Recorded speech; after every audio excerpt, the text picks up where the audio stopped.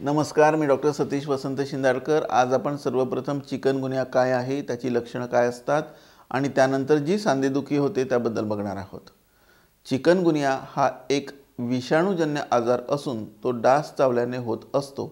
यामध्ये प्रामुख्याने तीव्र ताप येणं, सांध्यांच्या ठिकाणी दुखणं अशी प्रमुख लक्षणे असतात। कित्येक व्यक्ती सकाळी उठल्यानंतर ताप आणि सांध्यांनी ग्रस्त होतात, चालू देखील शकत नाही। चिकनगुनिया हा आजार एका व्यक्तीकडून दुसऱ्या व्यक्तीकडे पसरत नाही, तो केवळ डास यांच्या मार्फतच होत असतो।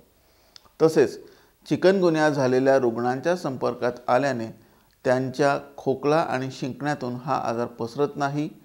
चिकनगुनियाचा डास चावल्यानंतर सर्वसाधारणपणे 3 ते 7 दिवसानंतर लक्षणे जाणवू शकतात।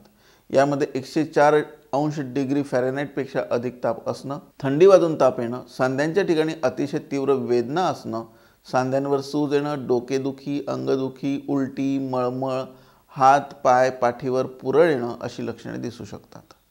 या आजारावर ताप आणि सांधेदुखी यासाठी पॅरासिटामॉल सारखी औषधी दिली जातात।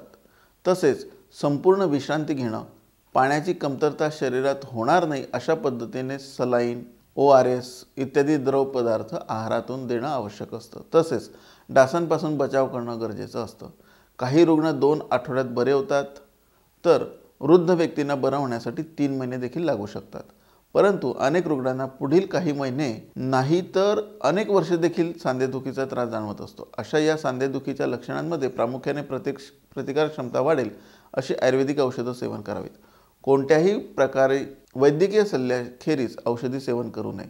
सांधे दुखत असल्यास तेथे कोमट निर्गुंडी तेल, महानारायण तेल इत्यादीद्वारे मालिश करावी। यामुळे सांध्यातील वेदना आणि सूज कमी होण्यास मदत होते। अनेक व्यक्ती वेदनाशामक औषधांचा सातत्याने उपयोग करतात, त्यांना किडनी आणि लिव्हर या संदर्भातील काही घातक दुष्परिणाम दिसू शकतात। आयुर्वेदात वर्णन केलेल्या आमवात व्याधी सदृश लक्षणं यामध्ये दिसत असल्यामुळे आमवात व्याधीतील चिकित्सा वैद्य लोक करीत असतात। यात प्रामुख्याने वाळू गरम करून त्याचा पोटलीचा शेक गरम कपड्याच्या द्वारे देत असतात। तसेच गरम हवेने शेक देखील घेतला जाऊ शकतो। कित्येक व्यक्ती गरम पाण्याच्या पिशवीने शेक घेतात, ते देखील योग्य आहे। शक्यतो पावसात भिजणं, कूलरच्या हवेच्या संपर्कात राहणं टाळावं। पचायला हलकं अन्न, मुगाचे कडण, मुगाची खिचडी, ज्वारीच्या लाह्या, राजगिऱ्याच्या लाह्या, सुंठ, मिरे, पिंपळी, अद्रक, जिरे, धणे यांचा आहारात योग्य प्रमाणात वापर करावा।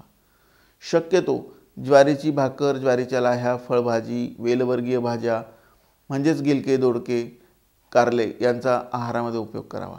फळांमध्ये सफरचंद, मोसंबी, पपई, डाळिंब, अननस, नारळ पाणी यांचा उपयोग करा। दिवसा झोप, रात्री जागरण, ड्रायफ्रूट, शिळे अन्नपदार्थ, सोडा असणारे पदार्थ, कोरडे अन्न वर्ज्य करावे। औषधांमध्ये अश्वगंधा, शतावरी, गुळवेल, आवळा, ज्येष्ठमध, गुग्गुळ, पुनर्नवा, गोक्षूर, भृंगराज यांचा वैद्यकीय सल्ल्याने वापर केल्यास निश्चितच चिकनगुनियातील संधिवेदना बरे होण्यास मदत होते। आपली प्रकृती, प्रतिकारक शक्ती, आजाराची अवस्था, सोबत असलेले अन्य आजार इत्यादींचा विचार करून वैद्य पंचकर्म आणि औषधी चिकित्सा यांची योजना करीत असतात। आणि यामुळेच चिकनगुनियातील सांध्यांच्या वेदना त्यांच्याच सहकार्याने कमी करून घ्याव्यात। म्हणजेच वैद्यकीय सल्ल्याने आपले आरोग्य रक्षण करावे। नमस्कार।